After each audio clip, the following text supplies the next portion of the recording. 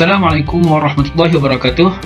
Jumpa lagi kita dalam Fiqh Ramadan siri yang kedua, iaitu hubungan puasa dengan perubatan, bersama dengan Dr. Zulkifli Al-Bakri. Yang ke-11, hukum berbekam dan menderma darah ketika berpuasa. Hukum berkenaan dengan berbekam ketika berpuasa adalah asal kepada qiyas bagi hukum menderma darah dan mengambil ujian darah. Jadi untuk mengetahui hukum menderma darah dan mengambil darah ni zaman moden, berbekal ni zaman Rasulullah dah ada dah. Jadi kita dalam Islam ni sumber hukum kita yang disepakati ada 4 berdasarkan pada ayat Quran, daripada hadis Rasulullah SAW yang sahih, yang ketiga ijma', yang keempat ialah qiyas. Jadi hukumnya berbekal ni ketika berpuasa. Hukum menderma darah ketika berpuasa adalah harus dan juga tidak membatalkan puasa secara umumnya. Sekiranya dengan menderma darah boleh melemahkan tubuh maka badan seseorang, maka pada keadaan itu makruh. Maknanya hukum menderma darah dibolehkan berdasarkan kepada qiyas. Qiyas hukum berbekam dibenarkan. Okey, seterusnya yang ke-12, pengsan dibius adakah membatalkan puasa? Para ulama membahagikan kepada dua, pengsan ada dua. Satu, pengsan secara keseluruhan.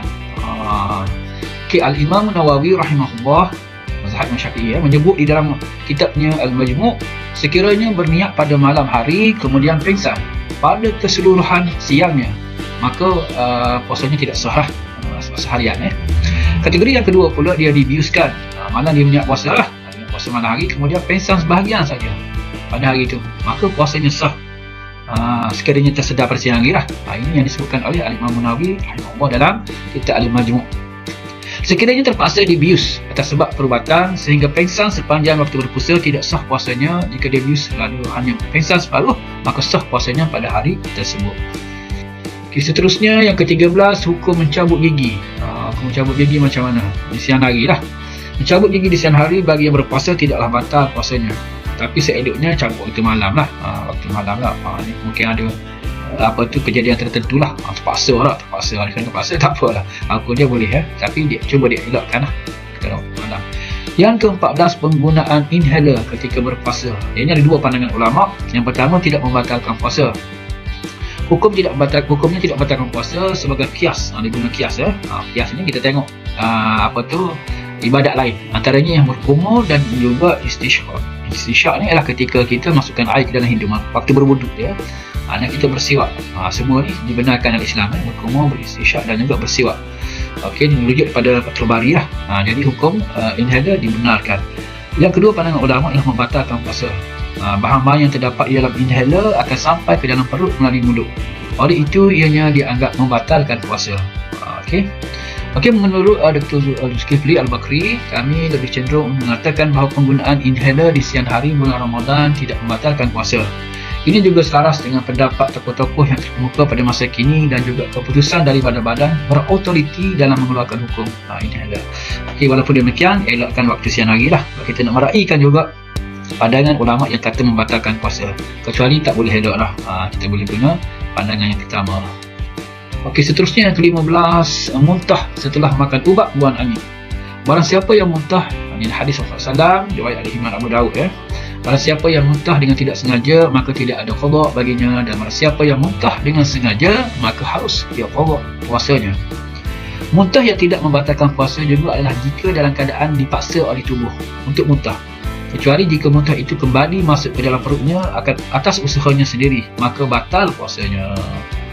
Yang kedua, justru orang yang muntah setelah makan ubat buang angin, itu dikira sah puasanya dan tidak batal kerana ianya bukanlah atas usahanya sendiri, tetapi ia dipaksa oleh tubuh badan.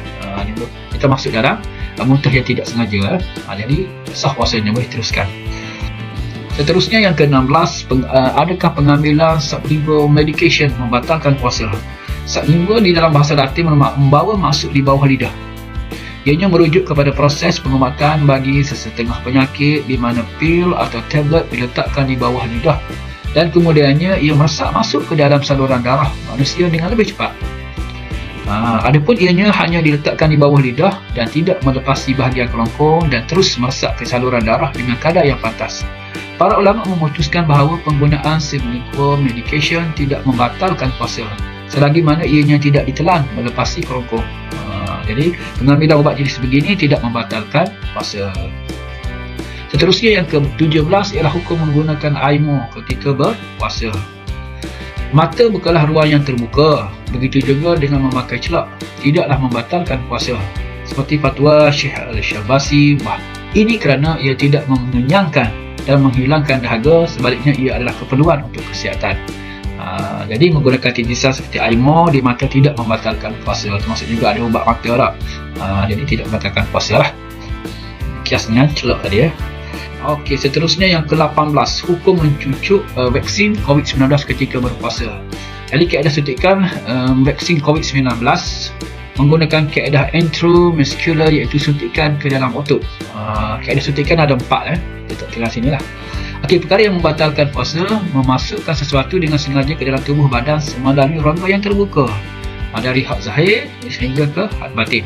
Sebagai kesimpulannya, hukum melakukan suntikan vaksin COVID-19 pada siang hari di bulan Ramadan adalah diharuskan dan tidak membatalkan puasa kerana suntikan tersebut tidak melalui rongga yang terbuka kena kulit. Okey, yang ke-19, hukum swab test ketika berpuasa. Okey, ini berdasarkan mesyuarat khas Jawatan Kuasa Mutakarah tidak batal. Prosedur saringan bagi mengesan penyakit COVID-19 adalah dengan mengambil sampel lendir mukus yang berada di dalam hidung sehingga ia ke kawasan rongga hidung paling atas dan rongga mulut hingga ke kawasan pharynx, anak tekuk, adalah tidak membatalkan puasa. Yang ini pun saya ada dengar ustaz kata batal, tidak batal. Sekarang ni dia ada keupayaan dia, badan yang berautoriti, dia betul ya, memang buat kajian khas dalam bidang ni. Jadi tak boleh kita pandai-pandai lah. Okey, kita yakin dengan keupayaan Jawatan Kuasa Muzakarah ini ya. Okey, yang ke-20, ini antara yang tidak batal lah, antaranya menerima darah tidak batal. Sapu semua jadi kering, tak kira nak kering tak apalah kat luar badan dia. Yang ketiga, bantuan oksigen atau gas peradi. Ataupun yang keempat adalah mengambil darah untuk ujian makmal ini tidak batal semuanya. Okey, itu untuk siri yang kedua, 20 masalah dalam bidang kesihatan dan juga perubatan dalam masalah berpuasa. InsyaAllah kita jumpa lagi dalam siri yang ketiga. Wallahualam. Assalamualaikum warahmatullahi wabarakatuh.